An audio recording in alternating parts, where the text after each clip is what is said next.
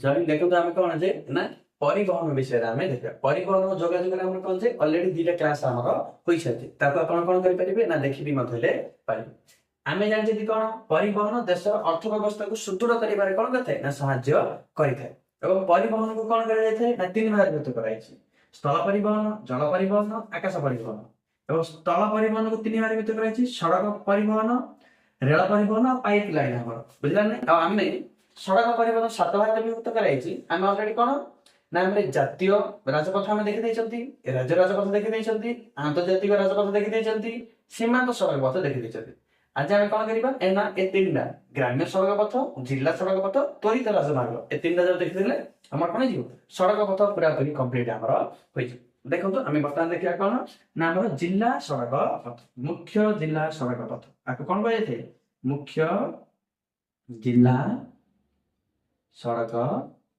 पथ मुख्य जिला सड़क पथ देखो मुख्य जिला सड़क पथ माने कौन होचंती ना देश भीतर आम राज्य अच्छी और राज्य भीतर आम कौन अच्छी ना जिला अच्छी एटा क्या कह ना जिला को जिले माने कौन गोटे जिला भीतर कौन जिला भीतर जिला भीतर कौन थाए ना छोट छोट सहर छोट सहर है बड़ ग्राम है बड़ ग्राम नचेत आम कौन है ना जिलार सदर महकुमा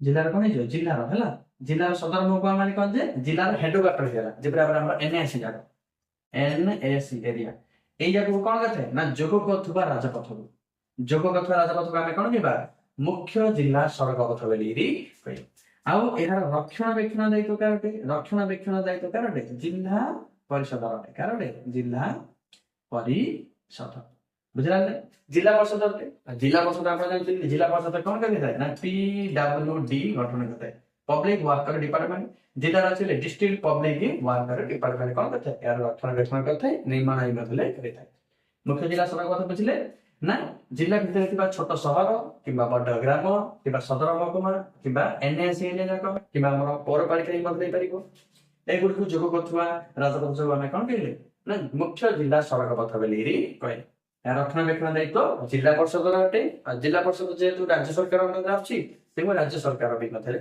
किंतु आम परीक्षा पचार लिखा कौन जिला परिषद निर्माण कर DPWD district public worker department यदि आप बुझीपारे मुख्य जिला सड़क पथ कहले कौन बुझला नहीं ठीक कर मुख्य जिला सड़क पथ आम ना बुझे हम देखिए कौन ग्राम्य सड़क पथ कहले कौन बुझ दी भाग ग्राम्य सड़क पथ देखिए लिखे ग्राम्य सड़क पथ दी भाग गोटे आम प्रधानमंत्री ग्राम्य सड़क योजना आम कौन मुख्यमंत्री ग्राम्य सड़क योजना मुख्यमंत्री ग्राम्य सड़क योजना भिन्न भिन्न राज्य कौन थे ना भिन्न भिन्न आम कौन देखा ना ग्राम्य सड़क योजना बुझलानी ग्राम्य सड़क योजना क्या कहवा ना आम जानी देशर उन्नति महात्मा गांधी मतलब कहते देशर उन्नति से जिते ग्रामर उन्नति होती तेणुक आम कौन ग्राम गुड़ी को संजोग करने पड़े ग्राम को सहर को कौन करा पड़ो ना जोग कर जोग कर राजपथ जब आम कौन कह ग्राम्य सड़क पथ बोली कहवा आप जानते ना आप गाँव रु आप निजर छोट सहर को कि गोटे गाँव गोटे गाँव जिते सेठी आपण कौन करथिबे ना कंक्रीट रास्ता देखिबे कौन देखिबे कंक्रीट माने कौन बुझंती ना आपण कहे सीमेंट रास्ता देखिबे कौन देखिबे सीमेंट रास्ता देखिबे आपण घर कहे साइड भी मतलब दांडो बाहर देखो रास्ता कोथरे हेछि एक रे आपण कोन सीमेंट रे हेतिबो जागा में कहै कंक्रीट बेल कहै नसे आजिकल हमर कोन हलानी ना सरकार कथा कहै गिट्टी व्यवस्था गिट्टी माने कहे टाइल्स जागा एपरे टाइल्स जागा थाउ ना नहीं एपरे टाइल्स जागा बिछे मतलब कौन करा रास्ता गुड बना से जो सब आम कौन कहबा ग्राम्य सड़क योजना बेली कहबा आ ए ग्राम्य सड़क योजना उभय कौन करथंदी केंद्र सरकार करथंदी एवं राज्य सरकार भी करथंदी मान केंद्र सरकार जो ग्राम्य सड़क गाँव को सहर को जोग करने गाँव को जोग करने जो रास्ता जाक बनई से रास्तार नामकरण थाके नाम जे प्रधानमंत्री ग्राम्य सड़क योजना ମନ୍ତ୍ରୀ ଗ୍ରାମ୍ୟ ସଡ଼କ ଯୋଜନା। ଆଉ ମୁଖ୍ୟମନ୍ତ୍ରୀ ବି ନଥିଲେ ଦାୟିତ୍ୱ ଗାଁର ଉନ୍ନତି କରିବା, ତେଣୁକରି ମୁଖ୍ୟମନ୍ତ୍ରୀ ଯଦି କରିଛନ୍ତି ସେଟାକୁ ଆମେ କଣ କହିଦେବା ନା ଆମର ମୁଖ୍ୟମନ୍ତ୍ରୀ ଗ୍ରାମ୍ୟ ସଡ଼କ ଯୋଜନା। ଆଉ କୋଉ ରାଜ୍ୟରେ କଣ କରିଥାନ୍ତି ନା ସେଇ ରାଜ୍ୟର କୌଣସି ବିଶିଷ୍ଟ ବ୍ୟକ୍ତିଙ୍କ ନାମ ଅନୁଯାୟୀ କଣ କରାଯାଇଥାଏ ନା ସେଠାକାର ଗ୍ରାମ୍ୟ ମୁଖ୍ୟମନ୍ତ୍ରୀ ଗ୍ରାମ୍ୟ ସଡ଼କ ଯୋଜନା କଣ କରାଯାଇଥାଏ ଅଲଗା ଅଲଗା କରାଯାଇଥାଏ। ବୁଝିପାରୁଥିବେ। ଆଉ ରକ୍ଷଣାବେକ୍ଷଣ କାହାର ଅଟେ ନା କେନ୍ଦ୍ର ସରକାର ଯଦି ବନେଇଛି କେନ୍ଦ୍ର ସରକାର ରକ୍ଷଣାବେକ୍ଷଣ କରିବ, ରାଜ୍ୟ ସରକାର ବନେଇଛି ରାଜ୍ୟ ସରକାର ରକ୍ଷଣାବେକ୍ଷଣ କରିବ। ଆଉ ସବୁ ଜାଗାର କରାଇଥାଏ କିଏ PWD, ଏଟା ତ ଆପଣ ହାତରେ ରଖିଦିଅନ୍ତୁ, ପବ୍ଲିକ ୱାର୍କର ଡିପାର୍ଟମେଣ୍ଟ ହିଁ କରାଇଥାଏ। ରାଜ୍ୟରେ ଥିଲେ ରାଜ୍ୟ ପବ୍ଲିକ ଡିପାର୍ଟମେଣ୍ଟ କହିବା, ଜିଲ୍ଲା ଥିଲେ ଜିଲ୍ଲାର ବୋଲି କହିବା। ବୁଝିଲେ ଜିଲ୍ଲା ଆମର ଆସିଲା। ତାପରେ ଆମର ଗୋଟେ ଅଛି ଲାଷ୍ଟ ଯୋଉଟା ବି ଆମର ହେଲା କଣ ଯେ ତ୍ୱରିତ ରାଜମାର୍ଗ, ଇମ୍ପୋର୍ଟାଣ୍ଟ ଅଟେ। ଏଇଟା ଆମର କଣ ଯେ ଅଧିକାଂଶ ଆମେ କଣ ଦେଖିବା ନା କ୍ୱେଶ୍ଚିନ୍ ଗୁଡିକୁ ଆମେ ଦେଖିଦେବା ଯେ ତ୍ୱରିତ ରାଜମାର୍ଗ ମାନେ କଣ। ଦେଖନ୍ତୁ ତ୍ୱରିତ ରାଜମାର୍ଗ ମାନେ କଣ ଯେ ଭାରତର ଜନସଂଖ୍ୟା ଦ୍ରୁତ ଗତିରେ କଣ ହଉଛି ନା ବଢି ବଢି ବଢି ବଢି ଲାଗୁଛି। ତେଣୁ କରି ଆମେ ଟିକେ ଦରକାର କଣ ଯେ ତ୍ୱରିତ ହେଲା ତ୍ୱରିତ ରାଜମାର୍ଗ। ଆମେ ଦରକାର କଣ ତ୍ୱରିତ ରାଜମାର୍ଗ ଦରକାର। ତ୍ୱରିତ ରାଜମାର୍ଗ ମାନେ କଣ ବୁଝୁଛନ୍ତି ନା ଯେପରି ଭାବରେ ରାସ୍ତାରେ ଭିଡ ନ ହବ, ସେ ଭିଡକୁ କମ କରିବା ପାଇଁ ବୋଲି ଭାରତ ସରକାର କଣ କରିଛନ୍ତି ରାସ୍ତା ଗୁଡ଼ିକୁ ଅଧିକ ଓସାରିଆ କରିଥାନ୍ତି। ଆଉ ଯିବା ପାଇଁ ବେଲି ଗୋଟେ ଲେନ୍ ବନେଇଥାନ୍ତି, ଆସିବା ପାଇଁ ବେଲି ଗୋଟେ ଲେନ୍ ବନେଇଥାନ୍ତି, ଯାହାକୁ ଆମେ କହୁଛନ୍ତି କଣ ଯେ ୱାନ୍ ୱାଇ ଟ୍ରାଫିକ ବେଲି ଯାହାକୁ କହୁଛନ୍ତି ତ୍ୱରିତ ରାଜମାର୍ଗ। ତ୍ୱରିତ ରାଜମାର୍ଗ କଣ ଅଟେ ନା ରାସ୍ତାକୁ ଓସାର କରାଯିବ ଏବଂ ମଝିରେ କଣ କରାଯିବ ଡିଭାଇଡର କାମ କରିବା ପାଇଁ ଗୋଟେ ରଖାଯିବ। ଏଟା ହେଲା କଣ ଯେ ଡିଭାଇଡର ଅଟେ। ଯିବେ ଗୋଟେ ଲାଇନ ରେ ଆସିବେ ଗୋଟେ ଲାଇନ ରେ, ଯାହା ଫଳରେ ଆକ୍ସିଡେଣ୍ଟ ବି ମଧ୍ୟ କଣ ହେଇଥାଏ ନା କମ ହୋଇଥାଏ। ଏହାକୁ ଆମେ ତ୍ୱରିତ ରାଜମାର୍ଗ ବୋଲି କହୁଛନ୍ତି। ତ୍ୱରିତ ରାଜମାର୍ଗ ମୁଖ୍ୟତଃ 4 ଲେନ୍ ବିଶିଷ୍ଟ, 4 ଲେନ୍ କିମ୍ବା ଆମର 6 ଲେନ୍ କିମ୍ବା 8 ଲେନ୍ କିମ୍ବା 12 ଲେନ୍ ବିଶିଷ୍ଟ ଆମର ହୋଇଥାଏ। ବୋଲେ ଆପଣ କଣ ଏଇଆ କଣ ମାନେ ଦେଖ ଏଇଠି ଆପଣ ମୁଁ କଣ କହିଲି ଯିବା ପାଇଁ ଗୋଟେ ରାସ୍ତା ଆସିବା ପାଇଁ ଗୋଟେ ରାସ୍ତା, ଏଇଟାକୁ ଆମେ କହିବା କଣ ଯେ ୱାନ୍ ୱାଇ ଟ୍ରାଫିକ ବୋଲି କହିବା। କିନ୍ତୁ ଯେତେବେଳେ ଯିବା ପାଇଁ ବେଲି ଏ ଜାଗାରେ 4ଟା ଲେନ୍ ଥିବ, ଆସିବା ପାଇଁ ବେଲି 4ଟା ଲେନ୍ ଥିବ, ତାକୁ 4 ଲେନ୍ ବୋଲି କହିବା। ଯିବା ପାଇଁ ଯଦି 6ଟା ଥିବ ଆସିବା ପାଇଁ 6ଟା ଥିବ ତାକୁ 6 ଲେନ୍। ଯିବା ପାଇଁ 8ଟା ଥିବ ଆସିବା ପାଇଁ 8ଟା ଥିବ ତାକୁ ଆମେ କଣ କହିବା 8 ଲେନ୍। ଯିବା ପାଇଁ 8ଟା ଥିବ ଆସିବା ପାଇଁ 12ଟା ଥିବ, ଯିବା ପାଇଁ 12ଟା ଥିବ ଆସିବା ପାଇଁ 12ଟା ଥିବ, ଏଇଟା ଆମେ କଣ କହିବା 12 ଲେନ୍ ବିଶିଷ୍ଟ ରାସ୍ତା। ଯାହା ଫଳରେ ଆମର ଆକ୍ସିଡେଣ୍ଟ ମଧ୍ୟ କମ ହବ ଏବଂ ଆମର କଣ ହେଇପାରିବ ଗୋଟେ ସ୍ଥାନ ଅନ୍ୟ ସ୍ଥାନକୁ ଆମେ ତୀବ୍ରତାର ସହିତ କଣ କରିପାରିବା ଯାତ୍ରା କରିପାରିବା। ଏଥିରେ ଆମର ଫାଇଦା ହିଁ ଫାଇଦା ଅଟେ। ଯେପରି ଭାବରେ ଆମର ତେଲ ବି ମଧ୍ୟ କମ ସରିବ, ନିଜର ଅର୍ଥନୈତିକ କାର୍ଯ୍ୟକଳାପ ବି ମଧ୍ୟ ଆମର କଣ ଅଧିକ ହେଇପାରିବ। ଆଉ ଏ ରାସ୍ତା ଗୁଡିକ ମୁଖ୍ୟତଃ ଆମର କଣ କରାଯାଇଥାଏ ନା ମାଲ ପରିବହନରେ ଅଧିକ ବ୍ୟବହାର କରାଯାଇଥାଏ। ଆପଣ କହିଲେ ମାଲ ପରିବହନରେ କାହିଁକି ଅଧିକ ବ୍ୟବହାର କରାଯାଇଥାଏ ଦେଖନ୍ତୁ ଆମେ ଜାଣିଛୁ ଦେଶର କିଛି ଆମର ସାମଗ୍ରୀ ଅଛି ଯାହାକି କମ ସମୟରେ କଣ ହେଇଥାଏ ନା ଜଲ୍ଦି ପଚି ସଢି ଯାଇଥାଏ।